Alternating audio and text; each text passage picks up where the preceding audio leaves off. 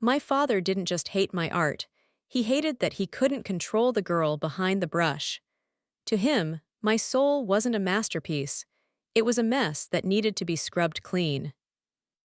I stood in the driveway, the cold rain plastering my natural curls to my forehead, watching 10 years of my life being treated like literal trash. My father, Howard, a man whose heart was as reinforced as the concrete skyscrapers he built, was currently using my senior thesis canvases as drop cloths.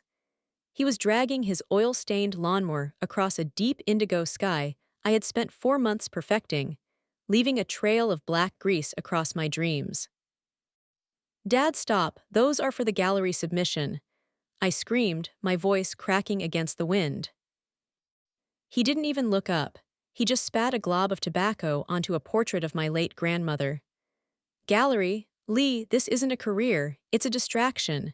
Real legacy is built with steel, not with expensive mud on a fabric. You're lucky I'm cleaning this clutter up for you." My mother stood on the porch, wrapped in a white designer trench coat that cost more than my entire year of supplies. She wasn't protesting, she was checking her diamond-encrusted watch. "The trash valet will be here in 10 minutes, Howard. Make sure the bins are at the curb. I won't have the neighbors seeing this." Garbage. Garbage. That was her word for the only part of me that felt alive.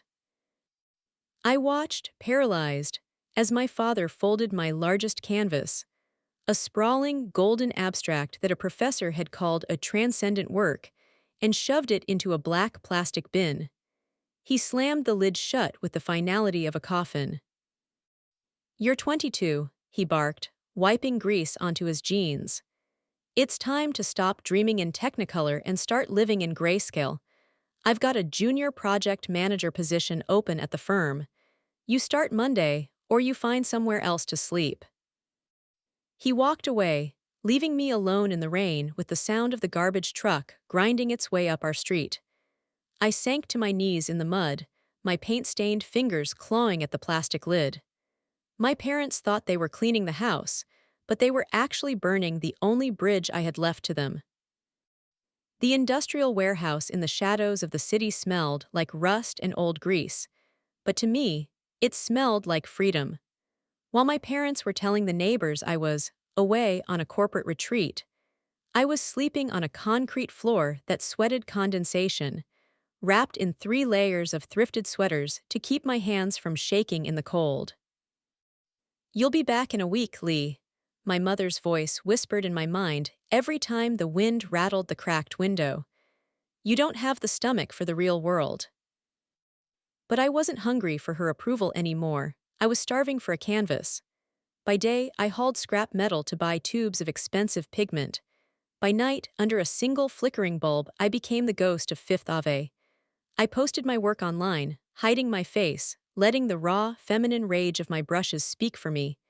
2 weeks in, my radiator died. I was blowing on my paint-smudged fingers when my laptop chimed. My heart hammered as I saw a sold banner across my charcoal study of a woman breaking a stone cage. The deposit hit my account for $15,000. I stared at the screen, tears blurring the numbers. My father made that in months of real work. I had made it in a single night of clutter. Then, a private message appeared. "They think you're a ghost, Lee, but I see the blood in your brush. Don't let the gray men find you yet. The gallery is waiting." The Miller Vane Gallery was a cathedral of glass and ego. I stood at the entrance, adjusting the collar of a thrifted blazer, my heart a drum in my chest as my parents' silver sedan pulled to the curb. They stepped out, looking like they were attending a funeral. "I hope this is quick, Lee," my father barked, stepping into the air-conditioned silence. "I have a merger meeting in an hour with Silas Vane's architects. You're lucky I'm even here to support this little hobby." My mother sighed, her eyes scanning the white walls with visible pity. "It's very sparse, darling. These look like someone bled on the canvas." She was standing directly in front of my centerpiece, a 6-foot abstract called the Garbage Bin Baptism. It was a chaotic explosion of indigo and gold, textured with the literal grit of the street. It's a student show, Howard, she whispered, loud enough for the guests to hear. The girl is just trying to find herself. We'll take her to dinner afterward and talk about that project manager position again. She's clearly failing at this. I felt the heat rising in my neck. I watched them circulate, laughing at the splatters, not realizing that every piece they mocked had already been sold for the price of their luxury cars. They didn't see the sold dots. I'd hidden them behind the program cards. I wanted them to feel the full weight of their ignorance before the floor dropped out. This one, my father said, pointing to a dark charcoal study. This is exactly why you're broke, Lee. Nobody wants to buy misery. Actually, a deep, melodic voice cut through the room. I find her misery quite profitable. The room went deathly silent. My father froze. He knew that voice.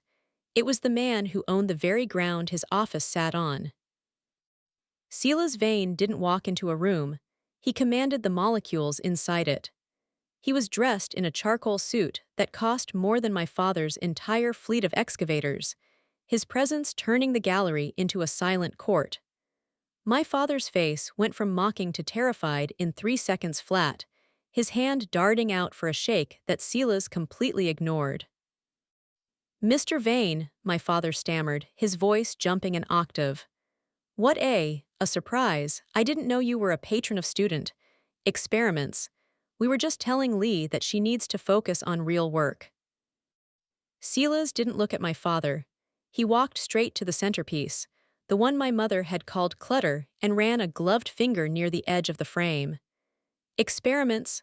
Howard, you always did have a remarkably small mind for a man who claims to build big things. This isn't an experiment. This is an evolution. I was just trying to protect her, my father sputtered, his face turning a dangerous shade of purple as the elite crowd began to whisper. This is just my daughter playing around. We're actually here to convince her to join my firm as a project manager.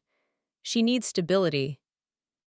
Silas finally turned, his eyes like cold flint behind silver-rimmed glasses. Stability? Howard, why would the most sought-after painter in the country work for a man whose company is currently 3 weeks away from a total credit collapse? The silence that followed was absolute. My mother's wine glass tilted in her hand, a red drop hitting the marble floor like a gunshot. I didn't come here for a meeting, Howard, Silas said, stepping toward me and bowing his head in a gesture of profound respect that made my breath catch. I came here to collect. I'm the one who bought the trash you threw in the dumpster, and tonight I'm claiming the rest. He turned to the curator with a sharp flick of his wrist. Pack them all, every piece. The ghost of Fifth Ave is officially under my exclusive protection, and Howard, your bridge loan is denied. The silence in the Miller Vane Gallery was so thick you could hear the sweat beating on my father's forehead. Silas Vane, the man who held the keys to the city's skyline, stood shoulder to shoulder with me, the daughter my father had tried to bury in a black plastic bin. Credit collapse. My mother's voice was a fragile whisper, her designer clutch trembling against her side. Howard, what is he talking about? You said the firm was expanding. My father didn't answer her. He was staring at Silas with the desperate eyes of a man watching his empire evaporate in real time. Mr. Vane, please, this is a family matter. Leah is just. She doesn't understand the business world. My firm is solid. We just need that final signature to break ground on the Heights project. Silas let out a short, dry laugh that sounded like shifting gravel. The signature was based on my belief that your company had vision, Howard. But I spent the last 10 minutes listening to you mock the very hands that created the most valuable art in this room. If you can't recognize genius in your own blood, how can I trust you to recognize it in a blueprint? I watched the realization hit my father like a physical blow. He looked at the paintings, the clutter, the smears, the mental illness. And for the first time, he saw the bright red sold stickers I had finally unveiled. He saw his mortgage, his firm's survival, and his reputation hanging on walls he had called garbage. "Lee," my father said, his voice cracking, tell him I've always been proud of your creativity. We were just pushing you. Tell Mr. Vane we're a family. We stand together." He reached out to grab my shoulder, the same hand that had shoved my senior thesis into a rain-soaked bin. I stepped back, letting his hand fall into empty air. "The family ended at the curb, Dad," I said, my voice steady for the first time in my life. "You told me real work was sweat and grit. Well, Silas just bought my entire collection for 7 figures. I think I've built something you're currently falling off of." Silas stepped forward, his shadow looming over my parents. "I don't deal with small men, Howard. As of tomorrow morning, Vane Holdings is pulling all contracts. And as for you, Evelyn," Silas looked at my mother, his eyes narrowing. "I think it's time we talk about Lee's real inheritance, the one you tried so hard to hide." The morning after the gallery showing, the sun hit the dusty floor of my warehouse loft with a clarity I hadn't felt in years. The $1.2 million deposit sat in my account like an anchor, finally mooring me to a life of my own making. But the quiet was interrupted by a frantic, rhythmic pounding on the heavy steel door. I opened it to find my parents. They weren't wearing their designer suits or their elite armor today. My father's tie was crooked, and my mother's eyes were swollen, the mask of high society perfection finally cracked. "Lee," my father croaked, stepping into the freezing space he had mocked just a week ago. "The bank called this morning. Without Vane's contract, they're calling in the loans on the estate. The firm. It's over unless you can talk to him. Or, if you could just bridge us for a month. We're family, Lee. Blood is thicker than paint." I looked at him, the man who had crushed my dreams under a lawnmower, and then at my mother, who was already reaching for a small, discarded sketch on my desk with trembling fingers. "Is this for sale?" she asked, her voice a fragile, fake whisper of newfound appreciation. It's haunting, darling. I always knew you had a spark. I just wanted you to be safe." The lie tasted like ash in the back of my throat. I walked over to the corner and picked up the same black plastic bin my father had used to clean up my life. I set it in the middle of the room with a hollow thud. From inside, I pulled out a single, massive, blank white canvas and a single tube of black paint. I slid them across the concrete toward my father's feet. "You told me art was easy, Dad," I said, my voice echoing in the rafters. "You said real work was sweat and grit. Well, here is your chance. Paint something that Silas Vane would buy, save your own house. Use all that hard work you're so proud of." "Lee, don't be ridiculous," he snapped, his old arrogance flickering for a second.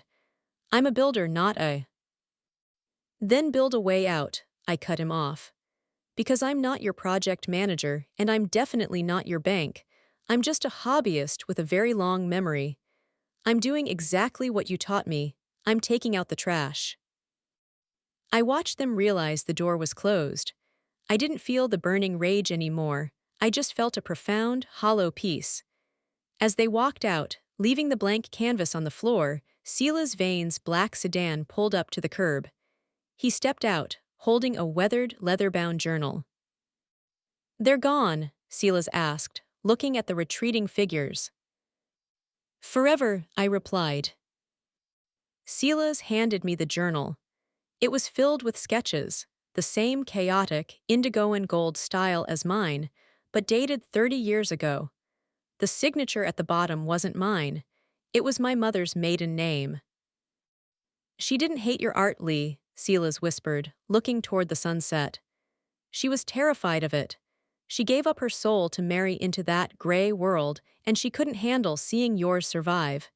She chose the concrete, and she wanted you to stay in the dark with her." As Silas drove me toward my new studio, I looked back at the warehouse. My mother had left her designer scarf on the chair, but tucked inside the silk was a small, torn piece of paper with a phone number and a single word written in her elegant script. "Run." I reached for my phone to delete the number, but my finger hovered over the screen. Was she warning me about my father's debt? Or was she warning me about the man currently sitting in the driver's seat, who seemed to know a little too much about my mother's past?